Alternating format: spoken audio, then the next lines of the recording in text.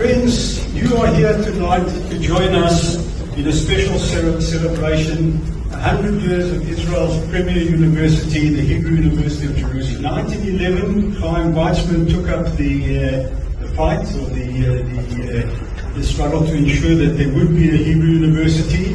And in 1918, the cornerstone was laid.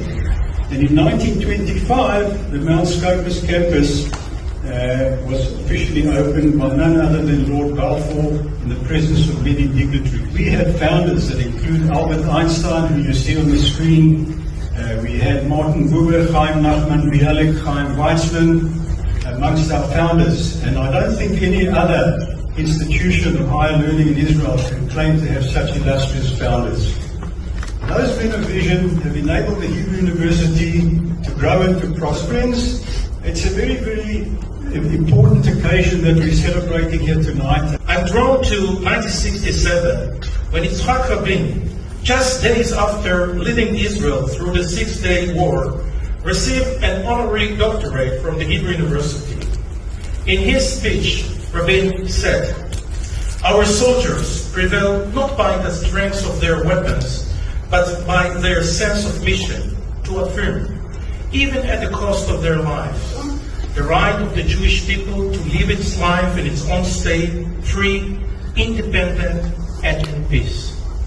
These words, spoken just days after one of Israel's most significant wars, embody the values at the heart of Hebrew University, a place founded not only to educate, but to elevate, to embed moral purpose and national resilience in the life of the Jewish people. Founded in 1918 by luminaries like Einstein, Weizmann, Bialik, Freud, and Buber, this institution has become a beacon of learning and values. Its record speaks for itself. 8 Nobel laureates, 1 Fields medalist, and 1 Nobel Prize winner. It stands among the world's top universities. Australia, too, has played a role in that journey.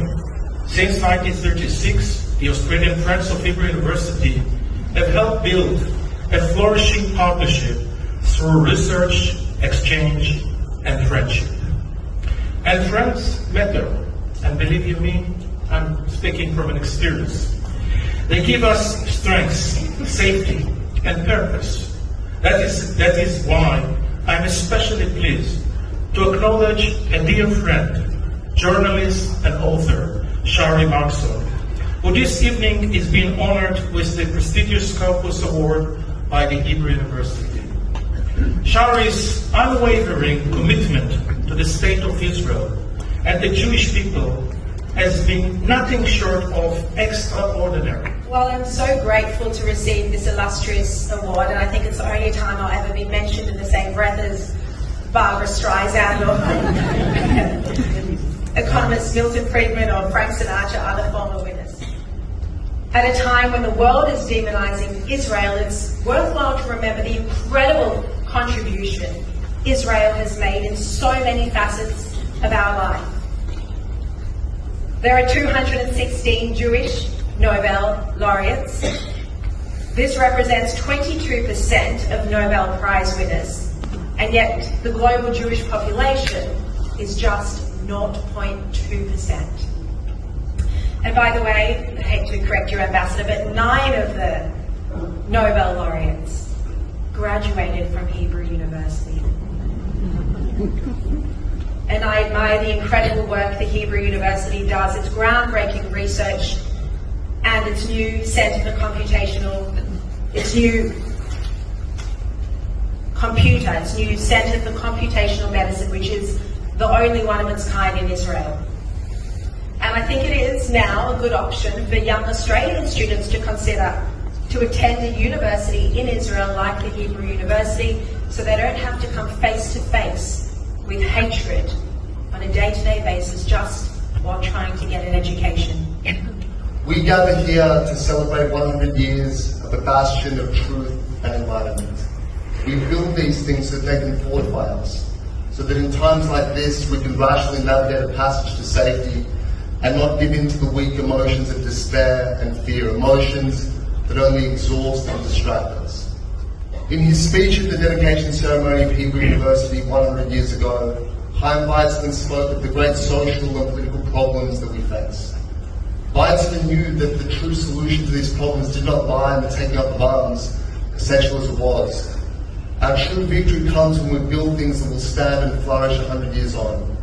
It comes from our genius and our contribution, and it comes through the development of our national consciousness, knowing that we belong to something bigger than ourselves, and drawing might and energy from those who came before us. Because if the Hebrew University stands as a light on a hill, 100 years on, after all that its stones have witnessed, we know that we too will find a way. Thank you so much. Now, the founders, Albert Einstein included, would be extremely proud of the success of the Hebrew University and of its standing today in the top 100 of the world's highest ranking universities. We can be very proud of what has been achieved at the Hebrew University, which has been at the forefront and the inspiration of the Startup Nation. The project we are supporting tonight, which, as mentioned, Israel's first and only centre for computational medicine, is yet another example of excellence and innovation that has resulted in many thousands of patents and world firsts, including Mobileye and recipient Whiz, as well as groundbreaking drugs to treat Alzheimer's, ovarian cancer, and cystic fibrosis, to name but a few of the university's list of achievements. Imagination, the Hebrew University has made the impossible possible. The Hebrew University has reimagined and broken the boundaries of the known pure sciences and the social sciences. If Chaim Weizmann and Einstein were here today, they would have looked at that video and they would have said, wow, the last 100 years have been exceptional.